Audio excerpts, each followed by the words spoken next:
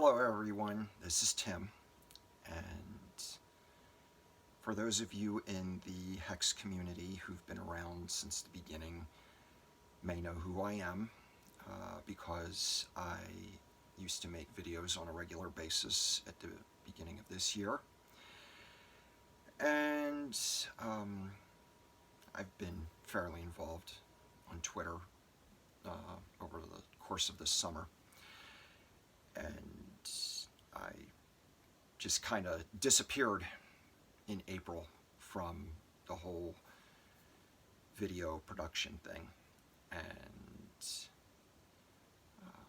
I'd like to explain why that is in this video, but before getting into that, I'd like to share a little epiphany I had this morning when I woke up regarding Hex. And Richard recently put out a tweet where he invited people to add to a list of dysfunctional projects that have collapsed over the course of this year in the cryptocurrency space, and I wasn't even aware that there were that many. I mean, I had heard of these things, as they happened, but I didn't realize it was so many until I read that tweet. I was like, whoa. And, it seems like Hex is one of the only products that has been operating at 100% efficiency this whole time. And because of that, what I saw this morning is eventually there's going to be a point of capitulation where some of the larger bag holders of some of these other coins are going to realize that Hex is the real deal, and they will inevitably dump much of their other coins in exchange for Hex, because as Saifuddin Ammous wrote in his book, The Bitcoin Standard, there's really only room for one coin, one type of money. The more different types of money you have, the more difficult it is to have an economy. Of course, he was making the point that Bitcoin is going to be the one and only, and but no. Hex has all of the things necessary for something to function and perform as money that Bitcoin does not have and cannot have. And it's inevitable that people who are focused on results are going to see this, and they're going to respond to it. I personally don't know any whales, but I suspect that they have better things to do with their life than to sit around and be engrossed in crypto Twitter all day long like broke people do. And those people don't care about the drama. What they care about are results, and they're going to put their money where their mouth is, or however that saying goes. And Hex is the thing that's demonstrating that it has what it takes to get results. So that made for a really good day, and so I wanted to share that, and also fill everybody in on what has happened to me since making my last video back in April. In that last video, which was on April 11th, I was sharing with everybody that I had started putting together a website, and that I had been documenting a personal testimony surrounding things that have happened to me throughout the course of life, and making that a part of the site, and then building another section that would address Hex and some other subjects that I'm interested in. And what had happened is by the time I finished my personal testimony, I kind of felt a certain sense of completeness, like I had said everything I ever wanted to say or felt I needed to say about life and the universe and everything else. So I basically went quiet, just didn't have any inclination to put together any more content. But then 7 days later, on April 18th, something happened that Richard refers to as the God stake. Basically, if you look at the price chart of Hex, from the time it started in December all the way up till April 18th, it's basically flat. Just price performance was nothing spectacular until April 18th, when we got our first significantly large green candle, because a whale had made a substantial purchase and staked it for like 10 years, something like that. And when that information came to my attention, I was basically walking around just in a daze, wondering, is this real? Am I dreaming? If I'm dreaming, I don't want to wake up. And it was just a unique sense, unique experience. And when I woke up the next morning, Sunday, April 19th, something about me was different, not physically, but just in my own sense of being. Just some kind of life shift had occurred, and it wasn't immediately evident. It unfolded throughout the course of the day and following. But basically, what had happened is that I had fulfilled the second of two instructions that had been given to me regarding life. Basically, everybody at some point in their life, usually when they're a child, they have a question about life. What am I supposed to do? What is life about? And usually they ask their parents or some other person that they trust, and more often than not, the response is something akin to get an education, get a good job, and then that will serve as a gateway to get the other things that make for a successful life. Money, property, family, stuff, all that. In my case, that question really didn't come forth from me until later. It was about a year or so after I had graduated high school. And the one who I asked told me a little different response. And it was basically to get the truth, get the wealth, and then I will take care of everything else. So basically said, okay, I'll do that. Of course, at the time I was naive enough to believe that, I would find the truth within a year or two, and that in turn would lead me to something that I could use to create wealth. Much to my surprise, those things didn't happen as quickly as I had believed.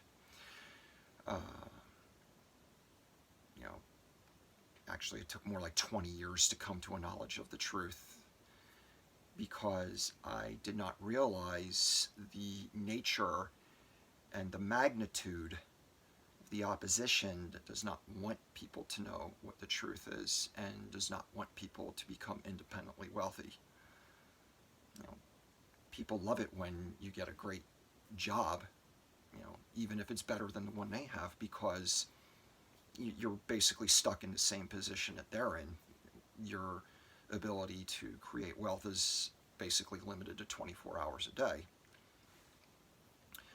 So, you know, what happened on April 19th is I was given confirmation that I had accomplished the second instruction, which was to get the wealth. And on the surface, it didn't really appear that that's what had happened, because the fact is my net worth didn't change really at all.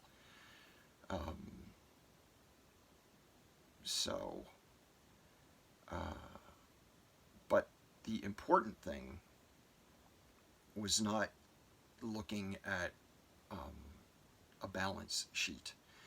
It was realizing that the reason I was instructed to get the wealth along with getting the truth is because getting the wealth is meant to be a vindication for the price that one has to pay to acquire the truth. Because you know, coming to a knowledge of the truth isn't, you know, just accepting some narrative, some worldview. It's more than that.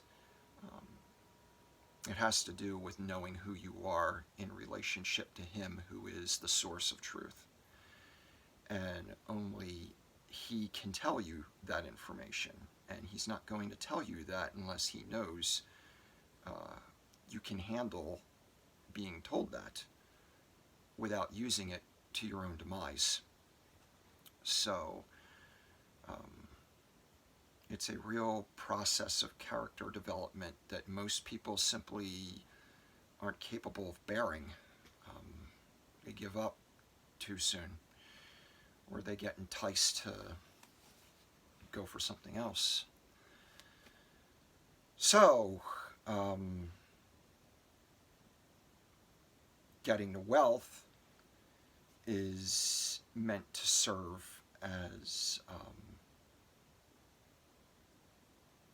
like I said, a vindication for paying that price. It's not about getting stuff and following vain indulgences and all the other trappings of this world. So this is what had unfolded to me in the weeks following the 19th of April. And in July, I had something else come to me that kind of helped define where I am now as a result of accomplishing these two things, because it's like, I didn't realize it, but my whole life has been a war for the past 28 years. And suddenly I wake up one day and the war's over. And it's like I had to be told that, because that's all I knew. And it's like, when you're in a war for so long, it seems like it's never going to end. It just seems like this is my lot in life. It's never going to be any different. And suddenly it is different. And it's like I had to adjust to this new reality. So it took some time. It's basically taken all summer. And so in the wake of all that, something, like I said, was revealed to me in July that has defined basically what my life is now. And again, I ended up writing a third page for my website that explains all this. The URL is my name, timothybenjamin.com, in case anybody's interested in reading it.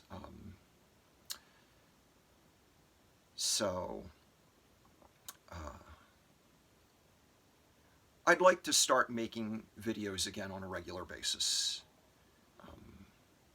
I can't promise that I will, because just, you know, I really can't say what life brings from day to day. I am still working, even though I'm in a position where I can now afford to live off of Hex if I wanted to. But I'm not actually doing that yet.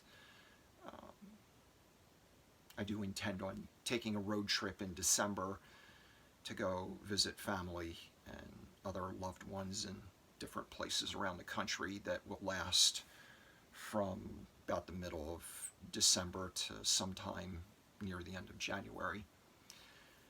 And when I do that, that's when I'm going to stop working, and I don't intend on going back. I'm pretty sure that, you know, Hex is going to carry me from this point out. I mean, like I said, it can already do that right now if I chose or felt that I needed to do that. But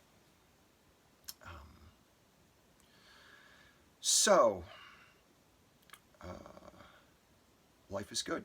I hope it's good for you too. Hope you got a nice big payday bonus heading to you on November 19th. It's going to be good. It's going to be really good. So, ideally, I would like to start my own live stream. But where I live right now, my internet service is about something that you would get in a third world country. I can barely watch live streams, much less host one. Because where I live, I have satellite service, and they're not capable of providing what I need. So I basically have to move. And my uncle and I are working on building a house here in the county where I live. And that would be a permanent residence for me, at least until my motorhome arrives this summer. And you know, I'll be able to get real internet service then. But this whole year has just been a logistical nightmare, trying to put together plans and permits and all of the preliminary stuff when it comes to building a house. So basically, if I don't get a building permit before I leave for my trip in December, then when I get back, I'm probably going to rent an apartment or some kind of short-term rental arrangement until the house gets built, so I can get real internet. So that's my situation there. RG3 came and visited me a couple weeks ago, and we talked about some of this, and you know, he's been encouraging me to participate online more. So I want to do that. It's just having the tools. So I'm going to make it a point to make more videos. But like I said, I can't promise you anything. But there's a lot to share if I do. So anyway, that's it for now. And thank you for watching. And look forward to sharing some more. Good night.